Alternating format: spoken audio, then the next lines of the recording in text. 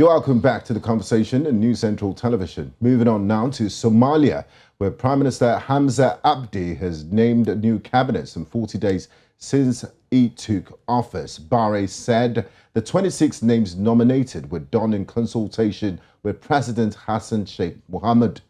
Among the new ministers announced on Tuesday is a former Al-Shabab deputy leader and spokesman, Robow.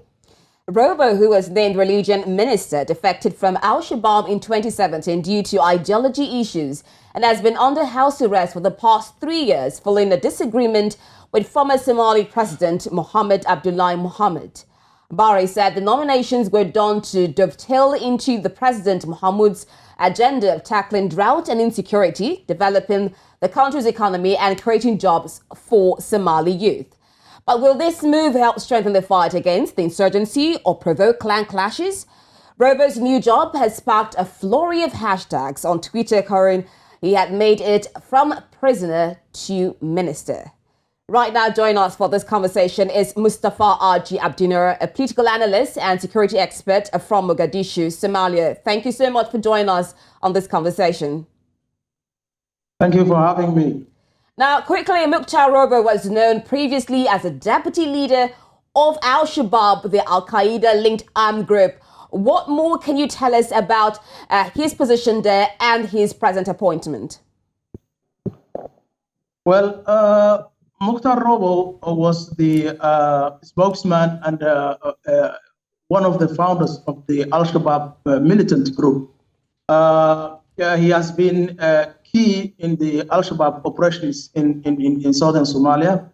And he was known to give remarks in relation to his stance and support of the group and its affiliated Al-Qaeda in the world. So he has defected from Al-Shabaab in 2018 before he planned to contest for the election of the southwest state of Somalia, where he originates. So he had issues with then government and the leadership of the federal government at the time, Mohamed Abdullahi Mohamed. And that's why he could not contest in that specific election. And he was arrested from Baidoa while campaigning to become the leader of the southwest state. So he's someone well known in Somalia, especially in the Al-Shabaab related issues. He's someone respected in that regard. And he has denounced Al-Shabaab ideologies later when he has defected from Al-Shabaab. And he had also, in several instances, armed confrontation with Al-Shabaab. So he has been escaping with his life after that, after Al-Shabaab also killed several of his colleagues at the time. And that's why it was, one of his agendas, main agendas, to fight Al-Shabaab after defecting and joining the federal government. But he has been in house arrest for the last 4 years because of the issues he had with President Mohamed Abdullahi Mohamed and his government. And now that he has released or freed from the house arrest, actually it was something that many expected. But him directly becoming a minister was also the major issue for the cabinet that was announced yesterday. And now, talking about this major issue, Mustafa, thousands of people have been killed by bombings carried out not just only in Somalia, outside Somalia, in Kenya, in Uganda, by Al-Shabaab insurgents in their struggle to topple Somalia's central government. The United States have designated them a foreign terrorist organization. So I'm sure there are more qualified people and less contentious people that if they were appointed as religious minister, their appointment won't raise so much reaction and raise eyebrows. So what has been the people's reaction to this new appointment by the government? What's the situation on the ground in Somalia?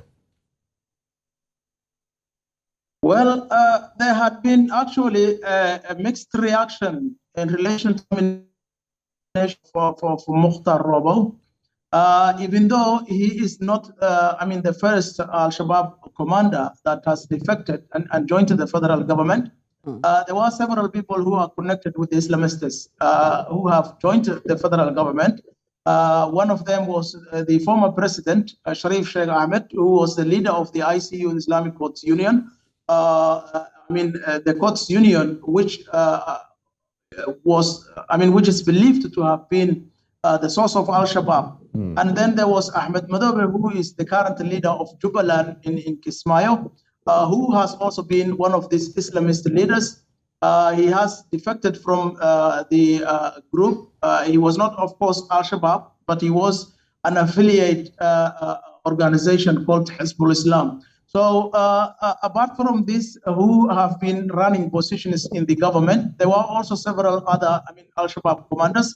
Among them, Said Atam, who was a senior commander who defected and was sent exile, according to sources.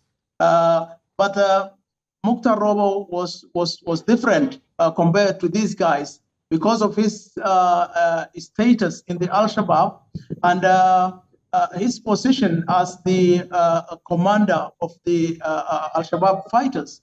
So many people believe that it was too early to reward him the cabinet member position while still there are grievances. Yeah. Now, Mustafa, talking about the grievances of the people being too early, the government has said, or rather there are speculations that this is to bring peace between the insurgents and the people. Now, do you think this action was justified, or are there fears that this will strengthen the position of Islamic laws in Somalia?